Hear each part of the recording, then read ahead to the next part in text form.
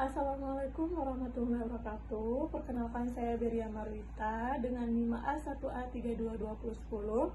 Nah, di sini saya akan membuat video yaitu tentang tugas menganalisis buku hukum perdata, di mana saya mengambil buku hukum perdata yaitu karya Neniani Nurhayati SH.MH, pengantarnya Prof. RH Dedi Islamatullah SH.MH SHUM. Baik, pengertian hukum perdata. Pada dasarnya, setiap manusia yang hidup di dunia ini tidak dapat hidup sendiri atau memenuhi kebutuhan sendiri. Oleh karena itu, manusia melakukan hubungan atau interaksi dengan manusia yang lain dengan kelompok atau masyarakat untuk memenuhi kebutuhannya. Nah, hubungan-hubungan tersebut dapat dibagi menjadi dua bagian, yaitu ada hubungan yang tidak mempunyai akibat hukum dan ada pula yang mempunyai akibat hukum. Hubungan yang menghasilkan akibat hukum disebut dengan hubungan hukum, yaitu hubungan yang dapat menimbulkan hak dan kewajiban. Nah, adapun hukum yang mengatur hubungan hukum antar seseorang dengan yang lain disebut dengan hukum perdata. Sebelum mengulas lebih jauh pengertian hukum perdata, lebih dahulu harus dibedakan istilah hukum perdata dalam dua macam, hukum perdata material dan hukum perdata formal. Hukum perdata material disebut dengan hukum perdata, sedangkan hukum perdata formal disebut dengan hukum acara perdata. Selain itu, ada beberapa sistem hukum yang berlaku di dunia, dan perbedaan sistem hukum tersebut mengatur bidang hukum perdata.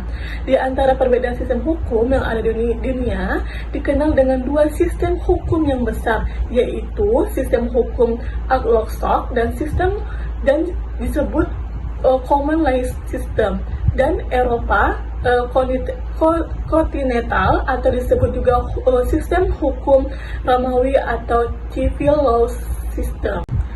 Sistem hukum Anglo-Saxon adalah sistem hukum yang mengutamakan hukum tidak tertulis yang dikembangkan di tengah-tengah kehidupan masyarakat dan digunakan oleh hakim dalam menyelesaikan perkara yang dituju kepadanya. Adapun sistem hukum Eropa kontinental adalah sistem hukum yang dibuat dalam bentuk tertulis dan terkodifikasi. Nah, pada sistem hukum ini membawa pengaruh bagi sistem pembuktian dalam peradilan negara-negara yang mengatur sistem hukum tersebut.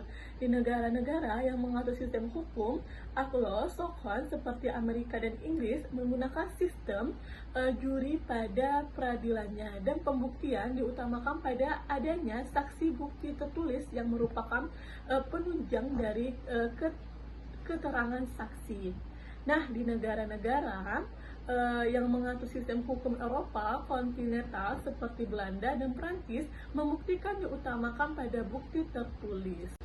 Di Indonesia merupakan negara bekas jajahan Belanda, sehingga sistem hukum yang dianut di Indonesia sebagian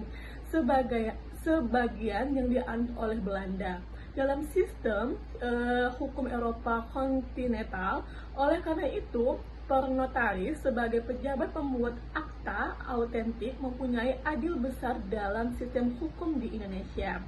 Notaris seperti yang dikenal pada zaman Republik dan Vergil, Nederland, mulai masuk pada permulaan abad ke-17 di Indonesia. Nah, pada tahun 1620, Melchior Craham diangkat sebagai notaris pertama di Indonesia. Setelah mengangkat tersebut, jumlah notaris di Indonesia terus bertambah dengan sesuai menurut kebutuhan pada saat ini, sesuai dengan perkembangan dari awal kebutuhan pada saat itu, sesuai dengan perkembangan dari awal ke waktu pemerintah Belanda saat ini terus memperbarui peraturan perundang-undangan mengenai jabatan notaris di Indonesia.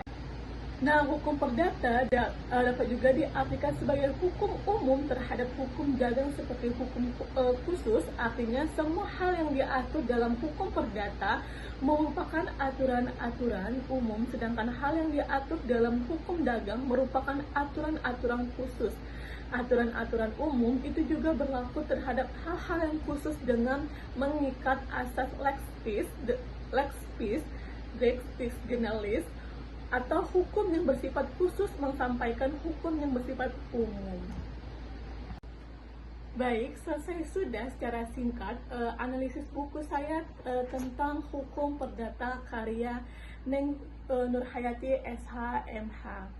Sekian dari saya ucapkan terima kasih. Saya akhiri, wassalamualaikum warahmatullahi wabarakatuh.